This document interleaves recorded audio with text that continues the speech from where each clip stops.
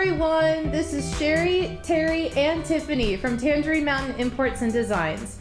We are your kimono vendor, and you're probably used to seeing us in Kentia Hall every year at Anime Expo. Now, unfortunately, we can't be with you in person this year. Sad face. But we've teamed up with Anime Expo Lite to bring you some pretty amazing kimono-related content. So for this particular segment, we're actually going to be talking about motifs in kimono, how they can relate to how to evoke characters for cosplay, and also some common misconceptions of kimono as they're represented in cosplay. So without further ado, let's talk about the very first series that we're going to cover today, and that's Demon Slayer. So Terry, how is Demon Slayer pronounced in Japanese? Kimetsu no Yaiba. There we go. And then Tiffany, who are we going to cover first from Demon Slayer? I think we should start out with Nezuko. One of the most popular demons I have ever heard of to this date. Absolutely. Little background, if people have not seen Demon Slayer, even though it is very, very hyped right now, some may not. Anyways, so Nezuko is a beautiful little girl. She is the younger sister of Tanjiro. And unfortunately, Tanjiro's family is attacked by the demon Kibutsuji. And he turns Nezuko into a demon. Nezuko wears a beautiful kimono because she's also known as the most beautiful girl of the village. She starts out at 12 years old. Some time goes by so that Tanjiro can go through training to be a demon slayer. So for the rest of the time, you see her at 14 when she wakes up. So Terry, tell us a little bit about this motif. Alright, so one of the most iconic things that you will see in Demon Slayer is the pink kimono that Nezuko wears. And on that pink kimono is a motif that's called hemp leaf. Now this motif, we have in a pink kimono here. This is an actual kimono. This is just something that we got in from Japan. The real deal, guys. We didn't intend to get it in. It was just in with a whole bunch of kimono that we got in from one of our suppliers. So we saw this and thought, this looks kind of like Nezuko. It's maybe not entirely what she wears, but it's pretty close. This motif is a very, very common motif. It's something that you're going to see all over the place in Japanese clothing, in ceramics, in art, in architecture. You're going to see it everywhere. It's a very old motif, centuries old, and it stands for the hemp plant. Now we might think, hemp plant, okay, well we know some things about hemp plants, right? But one thing that we may not know too much about in America, because we've had a lot of laws that have restricted our ability to use hemp. Hemp is actually an incredible fiber. It's something that has been used for thousands of years all over the world to create clothing, to create ropes, to create all kinds of useful things. It's a very strong fiber. It's pretty lightweight. So a lot of times it's actually used in summer weight clothing because it breathes, sort of like you might think cotton breathes as well. So you're telling me it's for more than just smoking? It is more for That's pretty clothing and ropes and useful tools. It's not just for smoking. I've heard it's a useful tool. It is very useful. But this is blowing my mind. Exactly. This is pretty awesome. Nezuko's hemp kimono could have been made out of hemp. That was my next question. Yes, that would be very, very meta. So now this is a modern version of the hemp motif. It can be any size. Modern motifs right now tend to be a little bit on the smaller side, but we've got some examples from yesteryear that help to illustrate some of the ways that the hemp motif has been portrayed. So I'm going to pass this to you. So what we have going on here, this is a kimono, this is a summer kimono from the Taisho period. And you can see that this pattern is huge and it looks kind of like stars. You'll also notice that it tends to sort of fade in and out in some areas there. That's something that was also very common in the Taisho period. And the Taisho period is when Demon Slayer took place, so 1912 to 1926. Now this piece over here is a little bit newer, so it's probably more towards the Showa period, which is the next period starting in the mid-20s and going on till 1989 actually. It looks interesting because it looks like the pattern is still broken up, so that's still considered hemp even if it's broken. Even if it's broken. Wow! You can you can show hemp in many different ways. The idea is that you're evoking the spines of the leaf as they fan out. Now this obi is commensurate in age with this kimono. So this is a Taisho period piece again, and you can see how huge this motif is. And that's because in the Taisho period, it was very common for motifs to be made in such a loud, bold way compared to the Meiji period, which came before. So you will see these huge, almost star-like patterns, but this actually is the hemp motif, the way that you would see it pretty much at the time that Nezuko would be alive. Now, there's another character that we can also show you some motifs from. Susumaru was also a underling for Kibutsuji, and she was not part of the top 12, but she was trying very hard to become that. So, in her efforts, she was supposed to get rid of Tanjiro. So that was her duty, and unfortunately she did not complete her mission. It was also known as the Temari demon. Right. Now, for this character, we took a modern Iramuchi here. So this is a kimono that would be worn actually to officiate tea ceremony. But since it basically fits the color, we figured this is a great way of taking an actual kimono that we just imported from Japan and just used it for this particular character. Now, along with this kimono, we have a couple of different obi. So, oh, that's right, because her obi has that really awesome, like, concentric arcing pattern on it. And is there a name for this? This is called segaiha, and this is a very, very old motif. You have examples of this motif going back to the Heian period, which is like 800 to roughly 1000.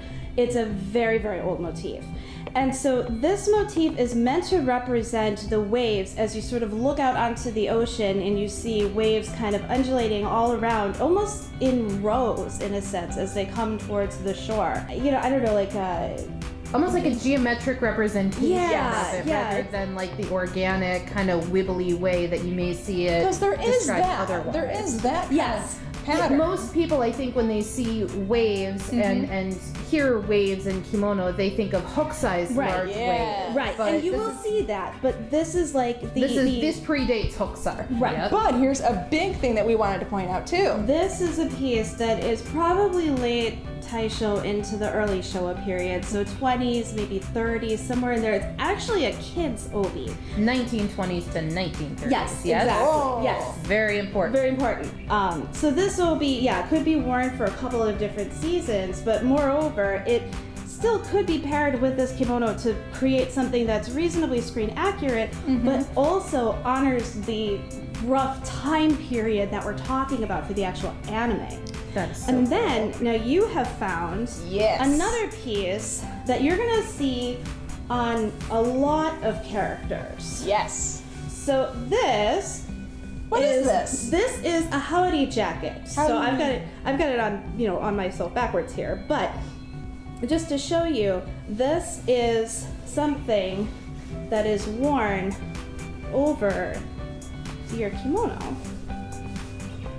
And you see a lot of the characters in Demon Slayer running around with jackets that are very, very, very similar to this. So we just took sort of an older one because it just was a good color. Well, not only that, it fits the length. Because the other thing you notice too in Demon Slayer, they wear the very long jackets. Right, which is typical of the time period. And it's really interesting that you have characters that are represented as female wearing jackets that are represented as male, especially because this sleeve is basically stitched shut at the underarm. That's the sort of characteristic difference between the two. Now, there's one other motif that I wanted to mention too. Ooh. On our friend here, and on our friend here. Hey.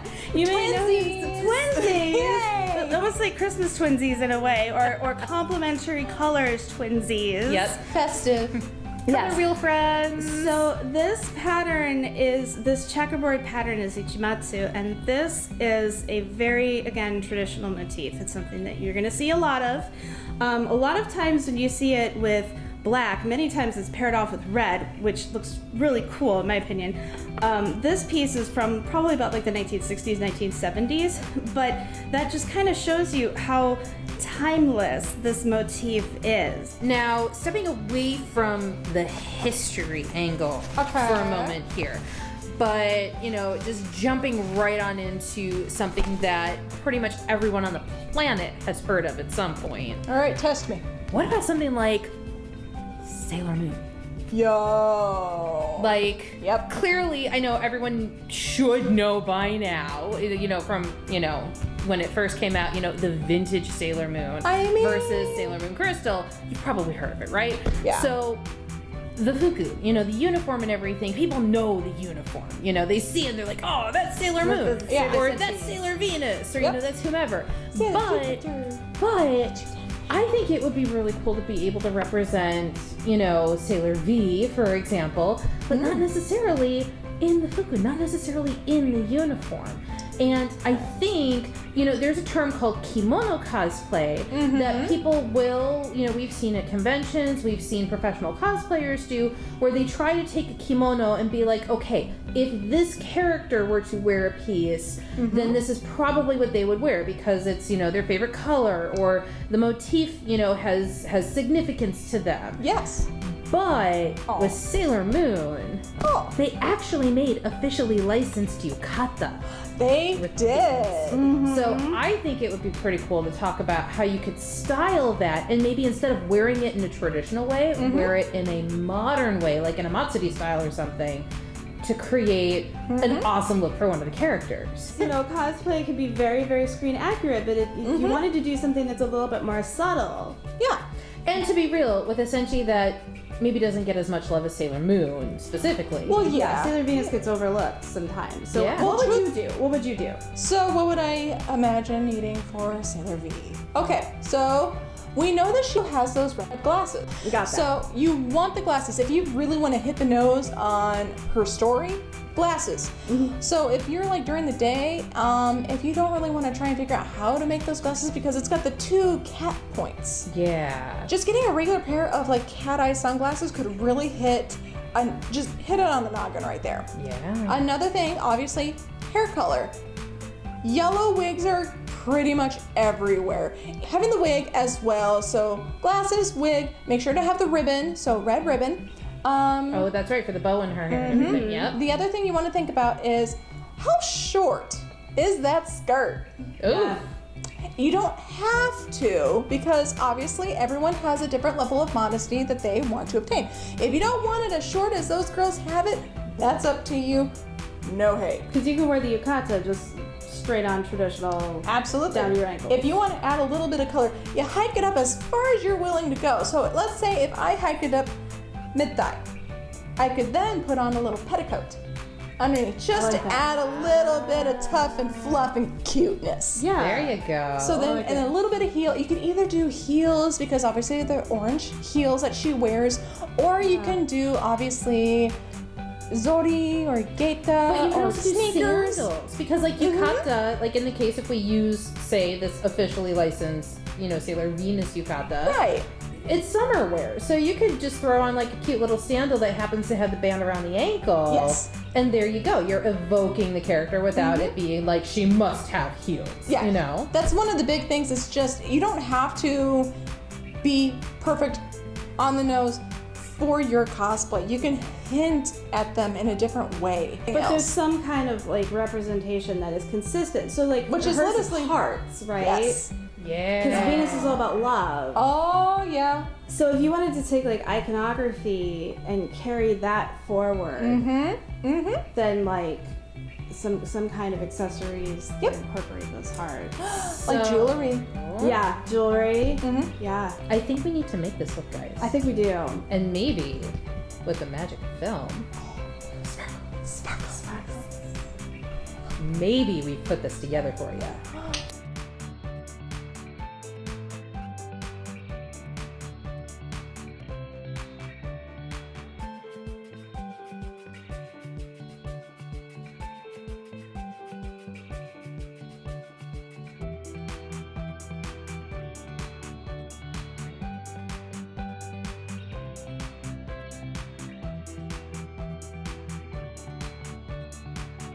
I love the idea of being able to, honor a character with not just trying to make it look as exact as you can. I mean, that is awesome. There is absolutely a place for that in cosplay. Kudos to you. But seriously. Yes. But I do think that it's really important to point out to people that you don't have to be screen accurate in order to effectively represent the character. Yep. And you're not dishonoring or disrespecting Japanese fashion tradition here by using actual kimono and actual Japanese pieces to evoke these characters. You're actually honoring Japanese way of life, basically, of repurposing, reusing the fabrics. Kimono remake is a huge deal in Japan. It's a huge thing. And it helps combat textile waste too, which is a huge, huge problem. It's almost as bad as plastic waste, to be real. So if you wanted to say, do a Nezuko cosplay, but you don't have access to a bright pink Taisho period kimono. You could do almost like a Winter Wonderland if you wanted to pull out like what the Western Association of Blue is. Kind of like how you see all of the snow miku and everything in Vocaloid, right? That would be awesome. You could do something like this. You could take any kind of kimono that has any kind of hemp motif, and you can easily evoke that character by using the motifs that are associated with them. And that visual representation of the motif is going to be something that people are just going to see as being really clever. It's just a great way of representing that character without having to be really nitpicky about making sure that this looks exactly the way that you see it on the screen. Well, this was amazing. All right. Thank you guys for doing this panel. I hope you all enjoyed it. Now, if you want to learn a little bit more about kimono in general, you can always find out more information from Tangerine Mountain. You can find us online at www.tangerinemountain.com, and you can also find us on the socials, on Facebook and on Instagram. Now, we also have a pretty awesome YouTube channel that we're constantly creating new content for, and I believe a copy of this video is actually going to be there too. So make sure you check it out. And if you want some secret deals, remember, it's a secret, so don't tell anyone. We have a super secret Facebook group called our Secret Stash group. We make things like this available on the Secret Stash group, and they never make it to our web store. Never make it? They never make it to our web store. So if you want to check some really, really cool stuff out, make sure you find our Secret Stash group online. On Facebook. Yeah, on Facebook. But don't tell anyone. It's a secret. That's right. That's right. So anyway, Anyway, we wanted to take a minute to thank Anime Expo Lite for having Tangerine Mountain on for this amazing content, and we hope you check out the other videos that we've created for the show. Thanks, everyone! Bye!